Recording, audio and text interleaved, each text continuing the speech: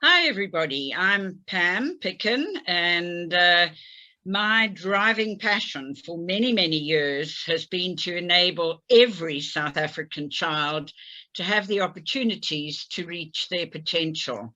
So I've been in the field for 40 years, and this is really such an exciting time because I have yet to find materials like this that will provide the tools for every child to be able to reach their potential.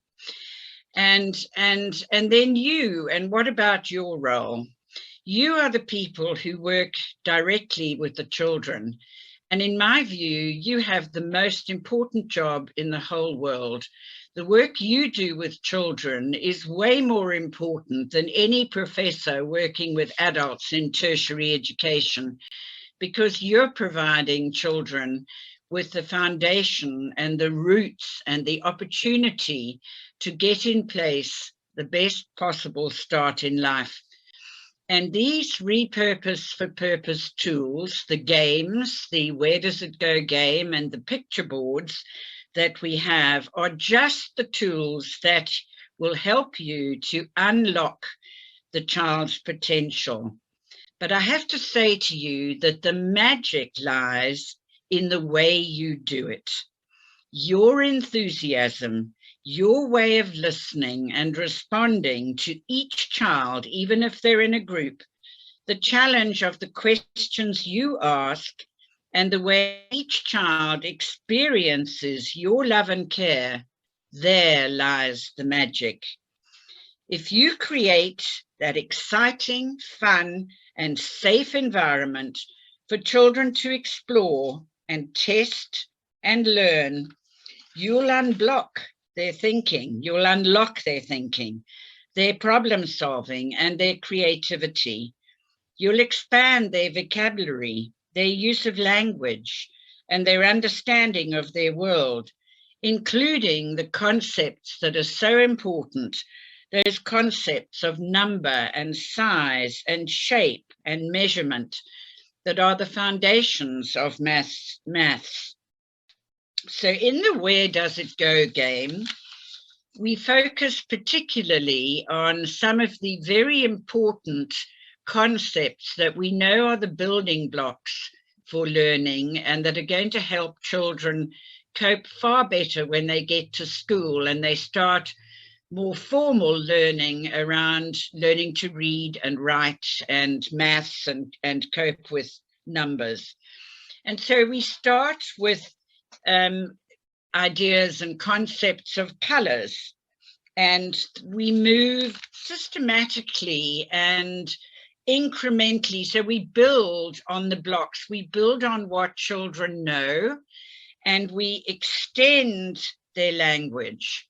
So when they're learning about colors, we start with what children know and understand already, which is generally the most common colors, the red, green, yellow, blue, and then extending their learning to the colors that are not seen as often, the purples and browns and blacks. And then moving again to shades of colors. So the children are learning constancy in what they're looking at. And by that, I mean, they can look at a shoe or a jersey or a block or a cushion that are all red in some way, although they may be different shades of red or tones of red, but there's that element of redness in all of them. So they're not just learning the name of the color, which you would be doing if you're just pointing to a color and saying, this is red. They're learning to recognize and make meaning of it as it exists in their lives. And all these are the important skills in helping children make sense of their world and learn how things are fit together.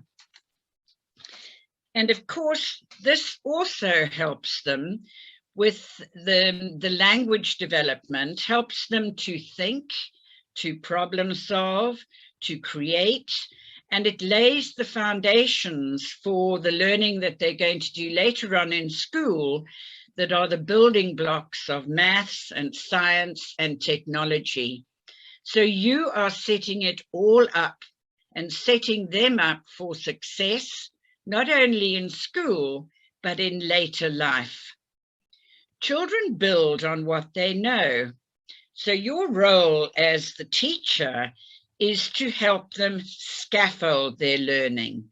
And by scaffolding, if you think of the scaffolding outside a building, the builders start from the ground and they build that scaffold and they add to it and they add to it and they add to it. And unless the foundation is really strong, that scaffold is going to fall down. So we help children using the tools in the Repurpose for Purpose and the game, Where Does It Go? We help them to build up their learning and understanding bit by bit, always ensuring that the children can succeed at what they're doing. And then by building their confidence in what they're doing and stretching them by gently challenging them to try the next level and the new things and to become more and more independent in what they do and in how they're thinking. So when children are noticing the differences in the colors and the shades or the size and the length and the shape of objects, they're refining their visual skills, their eyes, and the way in which their eyes work.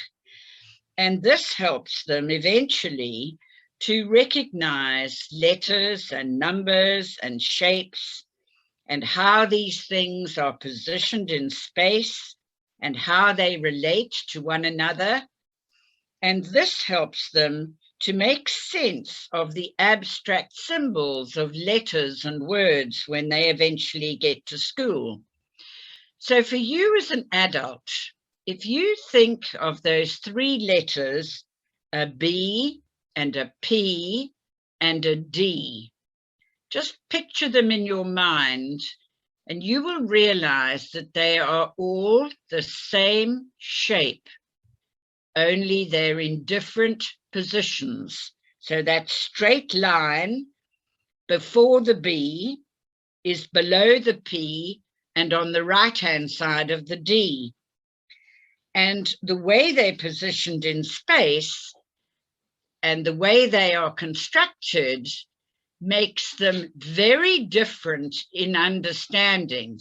But if a child can't recognize these differences, they're going to really struggle to learn to read at the end of the day. So the games you're playing with them now help them to sharpen the ways in which their eyes work and to notice those small things. And they need lots and lots of practice in doing this over and over again in different ways. So don't worry when you repeat things and use them again, because practice makes perfect. And then if we look at shapes, our world is made up of many, many different shapes, both regular, like the geometric shapes we want children to know the names of, and irregular shapes that we find in leaves and plants and trees and shapes around us. But recognizing these shapes and the language that goes along with it helps to form the foundation of maths.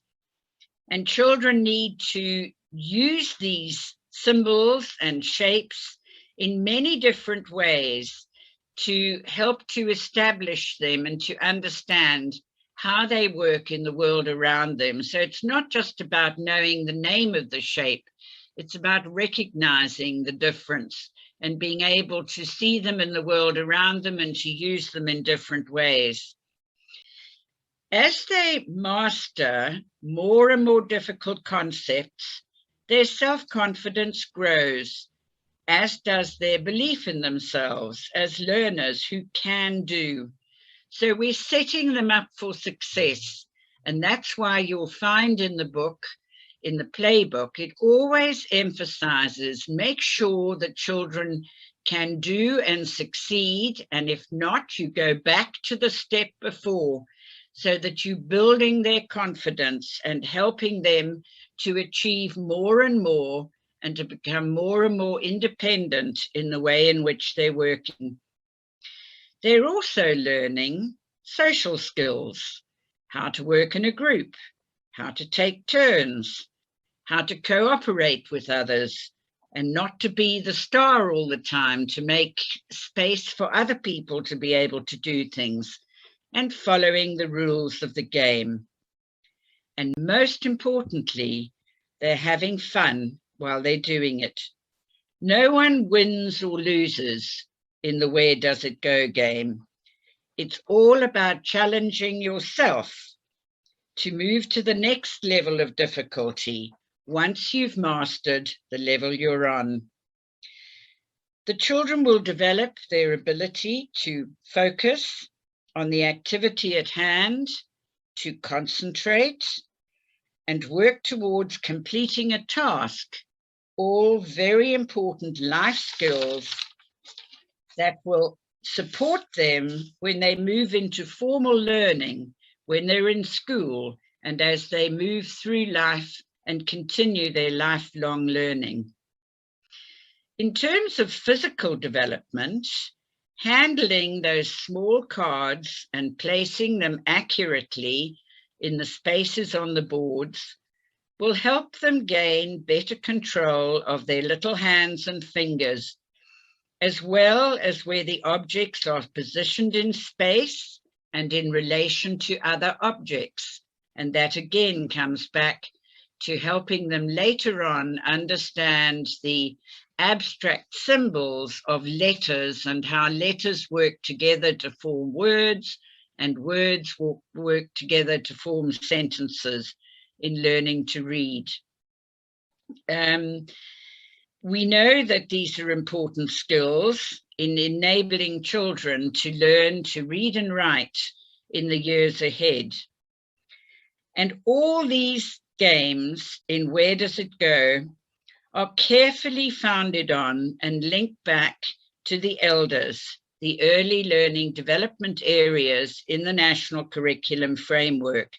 So you can be assured that the work you're doing with children is approved by the Department of Education and is well founded in the science of helping children develop the cognitive skills that they need. And so my words to you with the Where Does It Go game are to remind you that the magic lies in your hands, and what you do and say and how you relate to the children and ensure that they have fun and enjoy playing these games in the safe company of a loving, caring teacher or parent. And so have fun using Repurpose for Purpose and the Where Does It Go game.